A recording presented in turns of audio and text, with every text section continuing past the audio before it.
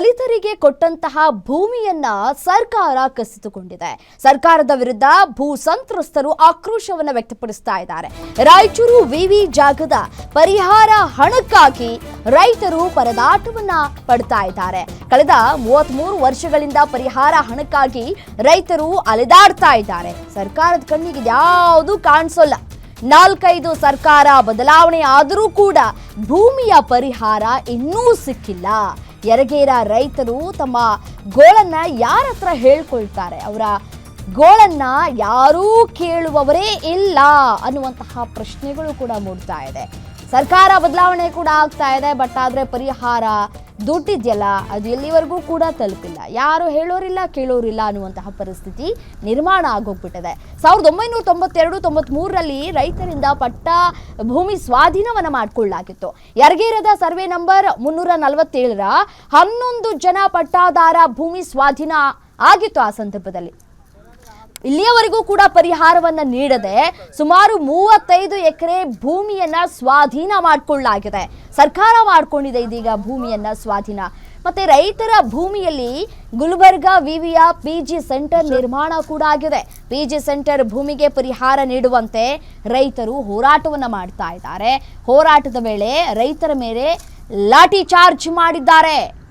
ರೈತರ ಕಾಲು ಮುರಿತ ಆಗಿದೆ. ರೈತರು ಎಷ್ಟೇ ಉಗ್ರ ಹೋರಾಟ ನಡೆಸಿದ್ರು ಸರ್ಕಾರ ಮಾತ್ರ ಕೇರ್ ಮಾಡ್ತಾ ಇಲ್ಲ.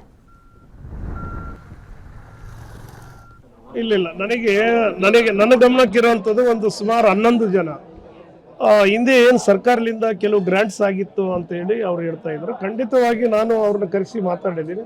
ಒಂದು ವೇಳೆ ಗ್ರಾಂಟ್ಸ್ ಆಗಿತ್ತಂದ್ರೆ ಪಾರೆ ಲ್ಯಾಂಡನ್ನು ಅವ್ರಿಗೆ ಕೊಡಲೇಬೇಕಾಗ್ತದೆ.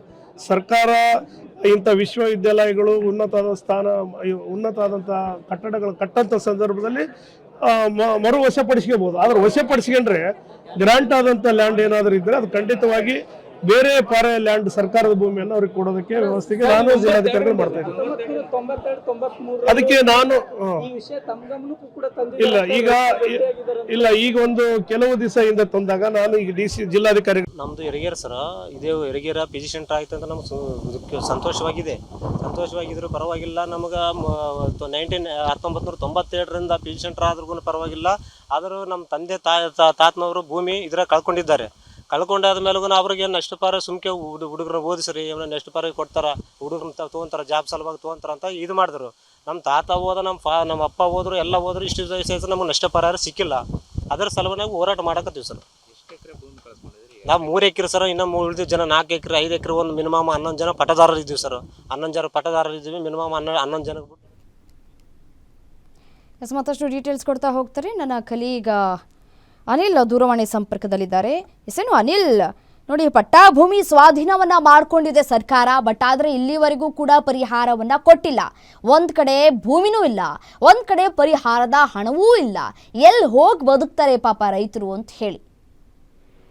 ರಮ್ಯ, ನಿಜವಾಗ್ಲೂ ಏನು ರಾಯಚೂರು ಜಿಲ್ಲೆ ಯೂನಿವರ್ಸಿಟಿಗಾಗಿ ಮುಂಚೆ ಏನೋ 1992-93ರಲ್ಲಿ ಇದು ಕೃಷಿ ಗುಲ್ಬರ್ಗದ ಒಂದು PG ಸೆಂಟರ್ಗಾಗಿ ಇಲ್ಲಿ ಭೂಮಿಯನ್ನು ಕೂಡ ಇಲ್ಲಿ ಏನೋ ದಲಿತರ ಕುಟುಂಬಸ್ಥರಿಗೆ ಮಾತ್ರ ಒಂದು 35 ಎಕರೆಯನ್ನು ಕೂಡ ಇಲ್ಲಿ ಕುಟುಂಬಸ್ಥರಿಗೆ ನೀಡಿರುವ 11 ಕುಟುಂಬಸ್ಥರಿಗೆ, ಅದು ಪಟ್ಟ ಭೂಮಿಯಾಗಿ 11 ಕುಟುಂಬಸ್ಥರು ಕೂಡ ನೀಡ್ಕೊಂಡಿದ್ರು. ಆದ್ರೆ ಆ ಸಂದರ್ಭದಲ್ಲಿ ಗುಲ್ಬರ್ಗಾ ವಿವಿ ಆಗಿ ಇರುವಂತ ಏನು PG ಸೆಂಟರ್ ನಡೆಸೋದಕ್ಕಾಗಿ ಈ ಭೂಮಿಯನ್ನು ಕೂಡ ಇಲ್ಲಿ ಸರ್ಕಾರ ತೆಗೆದುಕೊಂಡಿತ್ತು. ಆ ಸಂದರ್ಭದಲ್ಲಿ ಏನು ಇಲ್ಲಿರುವಂತ PG ಸೆಂಟರ್ ನಡೆಸುವಂತ ಅಧಿಕಾರಿಗಳು ಕೂಡ, ಇಲ್ಲಿರುವಂತ ಜಿಲ್ಲಾಧಿಕಾರಿಗಳು ಕೂಡ ನೇರವಾಗಿ ಅಲ್ಲಿರುವಂತ ರೈತರಿಗೆ ನಾವು ಮುಂದಿನ ದಿನಗಳಲ್ಲಿ ಉದ್ಯೋಗ ಕೊಡ್ತೀವಿ, ಪರ್ಯಾಯ ಭೂಮಿಯನ್ನು ನೀಡ್ತೀವಿ ಅನ್ನುವಂಥದ್ದು ಇಲ್ಲಿರುವಂತ ಏನು ಅಧಿಕಾರಿಗಳು ಮತ್ತೆ ಜಿಲ್ಲಾಧಿಕಾರಿಗಳು ಹೇಳಿದ್ರು ಅನ್ನುವಂಥದ್ದು ರೈತರು ಹೇಳ್ತಾ ಇದ್ದಾರೆ. ಆದ್ರೆ ಅಂತ ಸಂದರ್ಭದಲ್ಲಿ ಕೂಡ ಇವತ್ತಿಗೂ 3 ದಶಕಗಳು ಕಳೆದ್ರೂ ಕೂಡ ಇವತ್ತಿನವರೆಗೆ ಯಾವುದೇ ರೀತಿಯಾದಂತ ಈ ರೈತರಿಗೆ ಒಂದು ಭೂಮಿ ಸಿಕ್ಕಿಲ್ಲ. ಮತ್ತೆ ಒಂದು D ಗ್ರೂಪ್ ನೌಕರರು ಕೂಡ ಇಲ್ಲಿ ರೈತರ ಕುಟುಂಬಸ್ಥರಿಗೂ ಕೂಡ ನೀಡಿಲ್ಲ ಅಂತ ಹೇಳಿ ಈ ರೈತರು ಇವತ್ತಿನವರೆಗೂ ಕೂಡ ಹೋರಾಟ ಮಾಡ್ತಾ ಇರುವಂತದ್ದು. ಇದರಿಂದಾಗಿ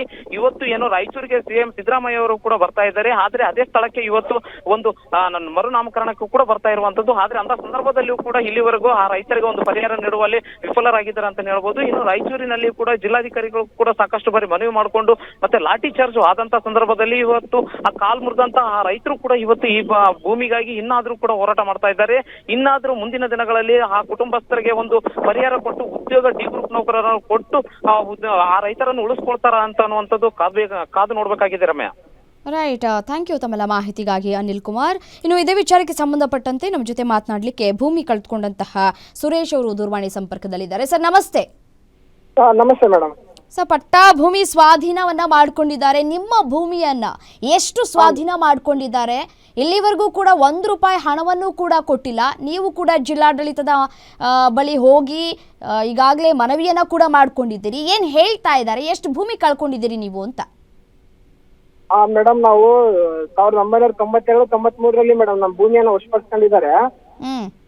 ಅವಾಗಿನ ಕಾಲಕ್ಕ ನಮ್ಮ ತಾತ ಅವರು ಅನಕ್ಷರಸ್ಥರು ಮೇಡಮ್. ಅವ್ರಿಗೆಲ್ಲ ನಿಮ್ಗೆ ಬೇರೆ ಭೂಮಿ ಕೊಡಿಸ್ತೀವಪ್ಪ ಅಂತ ಹೇಳಿ ಅವರಿಂದ ತಗೊಂಡಿದ್ದಾರೆ ಮೇಡಮ್. ಅವರೆಲ್ಲ ಹೊಲದ ಹತ್ರ ಹೋದಾಗ ಪೊಲೀಸರಿಂದ ಬೆದರಿಸಿ ಅವ್ರನ್ನೆಲ್ಲ ಹೊರಗಡೆ ಹತ್ತಿ ಕಾಂಪೌಂಡ್ ಅನ್ನ ನಿರ್ಮಿಸ್ಕೊಂಡಿದ್ದಾರೆ ಮೇಡಮ್.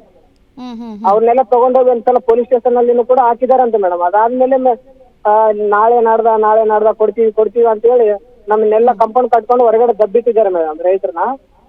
ಅದಾದ್ಮೇಲೆ ಸುಮಾರು ಒಂದು 10 ಅಥವಾ 9-10 ಜನರ ಒಂದು ಪಟ್ಟದಾರರು ಇದ್ದಾರೆ ಮೇಡಮ್. ಅದು ಬಿಟ್ಟು ಸುಮಾರು ಒಂದು 20-25 ತನ ಸಾಗುವಳಿದಾರರು ಇದ್ದಾರೆ ಮೇಡಮ್. ಅವರೆಲ್ಲರೂ ಕೂಡ ಈಗ ಪಟ್ಟದಾರರಿಗೆ ಪರಿಹಾರ ಸಿಗ್ತಾ ಇಲ್ಲ ಅಂದ್ರೆ ಸಾಗುವಳಿದಾರಿಗೆ ಮತ್ತೆ ಸಿಗುತ್ತೆ ಅಂತ ಹೇಳಿ ಅವರೆಲ್ಲರೂ ನಿರಾಸೆ ಪಟ್ಟಿದ್ದಾರೆ ಮೇಡಮ್. ಈಗ ನಾವು ಕೂಡ ಮೇಡಮ್ ಈಗ ತುಂಬಾ ವರ್ಷ ಆಯ್ತು ಮೇಡಮ್, ನಾವೆಲ್ಲ ಎಲ್ಲರಿಗೂ ಮನವಿ ಪತ್ರ ಕೊಡ್ತಾನೆ ಬಂದಿದ್ವಿ. ಜಿಲ್ಲಾಧಿಕಾರಿಗಳ ನಡೆ ಹಳ್ಳಿ ಕಡೆ ಅಂತ ಹೇಳಿ ಕಾರ್ಯಕ್ರಮದಲ್ಲಿ DC ಅವರು ಕೊಟ್ಟಿದ್ವಿ. ಮತ್ತೆ ಜನಸ್ಪಂದನದಲ್ಲಿ CM ಸಿದ್ದರಾಮಯ್ಯ ಅವರಿಗೆ ಕೊಟ್ಟಿದ್ವಿ 2030 ಮೇಡಮ್. ಮತ್ತೆ ಉಸ್ತುವಾರಿ ಸಚಿವರು ರೈತರಿಗೆ ಬಂದಾಗ ಜನಸ್ಪಂದನ ಕಾರ್ಯಕ್ರಮದಲ್ಲಿ ಅವ್ರಿಗೂ ಲೆಟರ್ ಕೊಟ್ಟಿದ್ವಿ ಮೇಡಮ್. ಅದಾದ್ಮೇಲೆ ಜಗನ್ ಬಸನಗೌಡ ಅವರಿಗೂ 2022 ಲೆಟರ್ ಕೊಟ್ಟಿದ್ವಿ ಮೇಡಮ್. ಅದಾದ್ಮೇಲೆ ರೈತರು DC ಅವ್ರಿಗೆ ಕೂಡ ನಾವು 3 ಸಲ ಲೆಟರ್ ಕೊಟ್ಟಿದ್ವಿ ಮೇಡಮ್. ಅವರು ಕೂಡ ಯಾವ್ದೇ ಭೂಮಿ ನಾವು ಕೊಟ್ಕೊಂಡಿಲ್ಲಪ್ಪ ಅಂತ ಹೇಳಿ ಅವರು ಉತ್ತರ ಹೇಳಿದ್ದಾರೆ ಮೇಡಮ್. ಇವರೆಲ್ಲರೂ ಕೂಡ ನಮ್ಗೆ ಯಾವ್ದೇ ನ್ಯಾಯವನ್ನು ಕೊಡಿಸದೇ ಇದ್ದಾಗ ನಾವ್ ಏನ್ ಮಾಡ್ಬೇಕು ಮೇಡಮ್? ನಾವು ರೈತರೆಲ್ಲ ನಿಸ್ಸಹಾಯ ಸ್ಥಿತಿಯಲ್ಲಿ ಇದೀವಿ ಮೇಡಮ್. ನಮ್ಗೆ ಎಲ್ಲರೂ ನಮ್ಗೆ ಸಾಮಾಜಿಕ ಹೋರಾಟಗಾರರೆಲ್ಲರೂ ನಮ್ಗೆ ನ್ಯಾಯ ಒದಗಿಸ್ಕೊಡ್ಬೇಕು ಮೇಡಮ್ ಅಂತ ಹೇಳಿ ನಮ್ಮೆಲ್ಲರ ಅಭಿಪ್ರಾಯವಾಗಿದೆ ಮೇಡಮ್.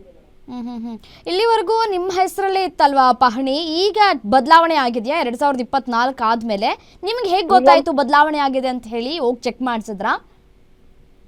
ಇಲ್ಲ ಮೇಡಮ್, ಇದು ಪ್ರೆಸೆಂಟ್ ಪಹಣಿ ಎಲ್ಲ ನಮ್ಮ ಹೆಸರಲ್ಲೇ ಬರ್ತಾ ಇದೆ ಮೇಡಮ್. RCC ಅಲ್ಲಿ ದಿಶಾಂಕ್ ಆಪ್ ಅಲ್ಲಿ ಈಗ ನಾವು ಆನ್ಲೈನ್ ಚೆಕ್ ಮಾಡಿದ್ರು ಕೂಡ 347 ಅಂತ ಹೇಳಿ ಸರ್ವೆ ನಂಬರ್ ತೋರಿಸುತ್ತೆ ಮೇಡಮ್. ಅದ್ರಲ್ಲಿ ಹಕ್ಕುದಾರರೆಲ್ಲ ನಾವೇ ಇದೀವಿ ಮೇಡಮ್.